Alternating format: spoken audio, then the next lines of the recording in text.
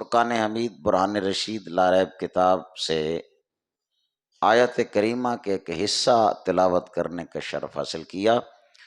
اللہ تعالیٰ جل شانہ نے ارشاد فرمایا، الذی خلق الموت والحیات، رب وہ ہے جو موت کا بھی مالک ہے اور حیات کا بھی مالک ہے۔ اللہ چاہے تو زمین پر حیات دے، چاہے تو زمین میں حیات دے۔ ہم زمین پر زندہ ہیں، حشرات الارض، کیڑے مکوڑے یہ زمین میں زندہ ہیں، تو وہ مالک چاہے تو زمین پر حیات دے اور چاہے تو زمین میں حیات دے۔ جو مالک و خالق حشرات الارض کو، کیڑے مکوڑوں کو زمین میں زندہ رکھ سکتا ہے، تو اللہ کے محبوب بندے جو زمین پر زندہ تھے، چند گز اگر زمین میں چند فٹ نیچے چلے جائیں تو وہ مر کر مٹی میں کیسے مل جاتے ہیں؟ جو مالک کیڑے مکوڑوں کو زندہ رکھ سکتا ہے، اپنے محبوبوں کو بھی وہ ہمیشہ کے لیے زندہ فرما سکتا ہے۔ حضور غوث اعظم شیخ عبد القادر الجیلانی الحسنی والحسینی رضی اللہ تعالیٰ عنہ، آپ قبر انور میں پہنچے نا تو کسی بزرگ نے، صاحب مکاشفہ نے مراقبہ کیا، مکاشفہ کیا، حالات دیکھے، کیا بنتا ہے عبد القادر جیلانی کے ساتھ؟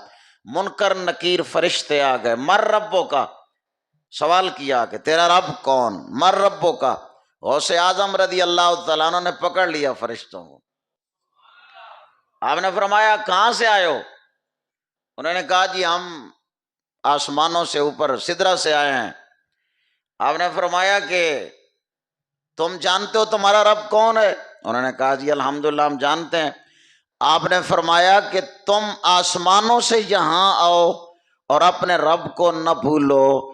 عبد القادر جیلانی زمین سے چند فٹ نیچے آ گیا ہے تو یہ اپنے رب کو کیسے بھول سکتا ہے؟ تو زمین پر اللہ حیات دے تو یہ مالک ہے، زمین میں حیات دے تو وہ مالک ہے۔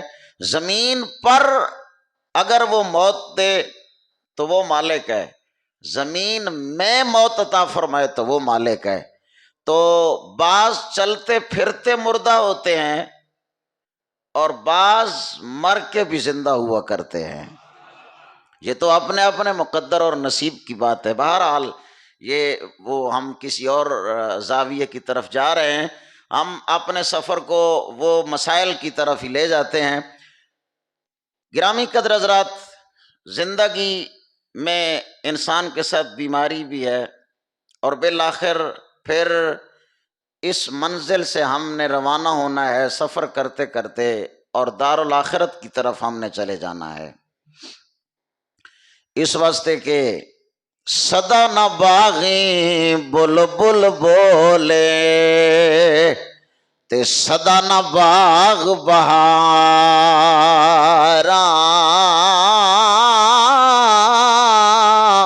صدا نہ باغیں بلبل بولے صدا نہ باغ بہاراں، تے صدا نہ ماں پیو حسن جوانی تے صدا نہ سنگت یاراں،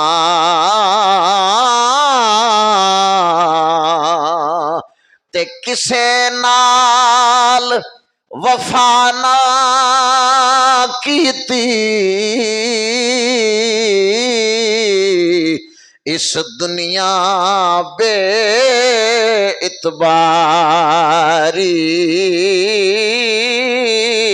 تے کسے اتھے بیٹھ نہ رہنا، اوہ سب ٹر گئے وارو واری، تے سب سیاں اتھے رل پانی نو آیاں،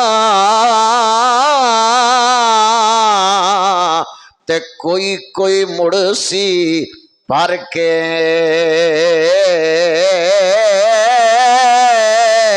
تے جنان پر کے سر تے دھریا او پیر رکھن ڈر ڈر کے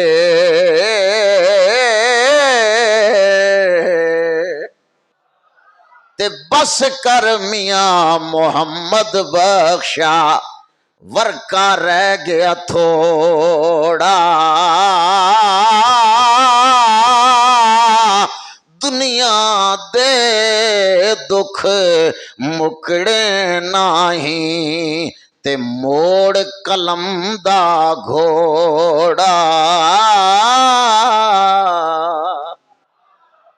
حاضرین گرامی قدر، تو یہ دنیا عارضی زندگی ہے، تو بالآخر ہم نے یہاں سے چلے جانا ہے۔ اگر آپ کسی ایسے شخص کے پاس موجود ہوتے ہیں جس کا آخری وقت آ جاتا ہے تو آپ کے علم میں ہونا چاہیے کہ ہم نے کرنا کیا ہے۔ سب سے پہلے تو جو شخص قریب الوصال ہو، قریب المرگ ہو، آخری اس کے لمحات ہوں، نزع کا عالم طاری ہو، تو ایسی حالت میں آپ کلمہ شریف کا ورد کریں، اس کے پاس آہستہ آہستہ بیٹھ کے سورہ یاسین شریف، اور اگر جان نہیں نکل رہی، اس کو تکلیف ہو رہی ہے، نزع کے عالم میں ہے، تو سورۃ الرعد شریف کی تلاوت کی جائے، سورہ یاسین شریف کی تلاوت کی جائے، اور ورد کلمہ شریف کا کریں۔ لیکن جس پہ نزع کا عالم طاری ہو، اس کو یہ نہیں کہنا چاہیے کلمہ پڑھو کلمہ پڑھو، اس لیے کہ نزع کے عالم میں ہو سکتا ہے وہ کیفیت کچھ ایسی ہوتی ہے کہ وہ انکار کر دے، اللہ نہ کرے، تو پھر اس کا خاتمہ کیسا ہوگا؟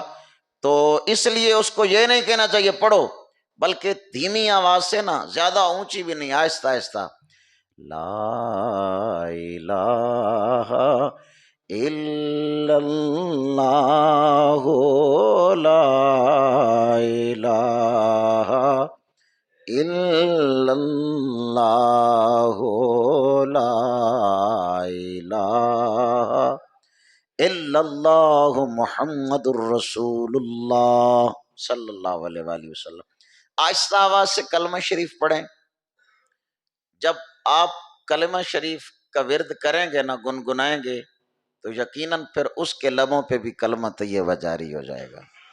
اور رسول اکرم صلی اللہ علیہ وآلہ وسلم فرماتے ہیں، من کانا آخر کلامہ ہی لا الہ الا اللہ فقد دخل الجنہ، اور کما قال علیہ السلام، فرمایا جس شخص کی زندگی کا آخری کلام کلمہ شریف ہو، اللہ اس کو جنت میں داخل فرما دیتا ہے۔ تو اب روح پرواز کر جاتی ہے، تو آپ کے پاس کپڑے کا ایک ٹکڑا ہوگا، کہیں سے آپ لے سکتے ہیں، تو جلدی جلدی یہاں سے اس کپڑے کو باندھ دینا ہے، جبڑے کے نیچے سے سر کے اوپر تک ایک پٹی باندھنی ہے۔ اگر قریبی کوئی ہو تو بندہ اس وقت انتہائی کرب کے عالم میں ہوتا ہے، پریشانی کے عالم میں ہوتا ہے، لیکن یہ باتیں بڑے تحمل مزاجی کے ساتھ آپ نے پھر ان پہ عمل کرنا ہے کہ سب سے پہلے ایک پٹی لے کر، کپڑے کا ٹکڑا لے کر یہاں سے باندھ دینا کہ کہیں منہ کھلا نہ رہ جائے۔ آنکھوں پہ ہاتھ رکھنا ہے کہ آنکھیں بند ہو جائیں، آنکھیں کھلی نہ رہیں۔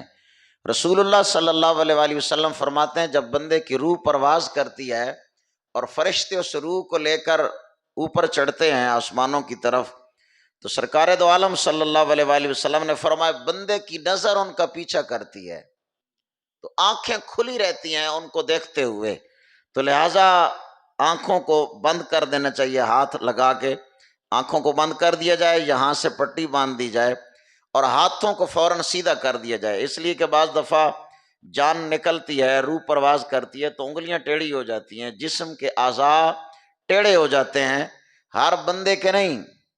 اللہ کے محبوب بندے تو ایسے ہوتے ہیں کہ وہ تو پھر 300 سال کے بعد بھی اگر ان کو قبر مبارک سے اگر کہیں مجبوری کے پیش نظر نکالنا پڑے تو 300 سال کے بعد بھی ان کے اعضاء ایسے حرکت کر رہے ہوتے ہیں جیسے سویا ہوا بندہ حرکت کر رہا ہوتا ہے، تو وہ الگ کیفیت و بات ہے۔ لیکن ہمیں بہرحال اس کی احتیاط کرنی چاہیے کہ ہم اس کا خاتمہ نہیں جانتے کہ یہ کس مقام کا آدمی ہے، بہرحال حکم یہ ہے کہ اس کے ہاتھوں کی انگلیوں کو سیدھا کیا جائے اور ہاتھ بالکل سیدھے رکھے جائیں، اور ایک چھوٹا سا کپڑا لے کر، ایک پٹی لے کر کپڑے کی، تو دونوں انگوٹھوں کو آپس میں، پاؤں کے دونوں انگوٹھوں کو باندھ دینا چاہیے تاکہ ٹانگیں بھی اس کی سیدھی رہیں۔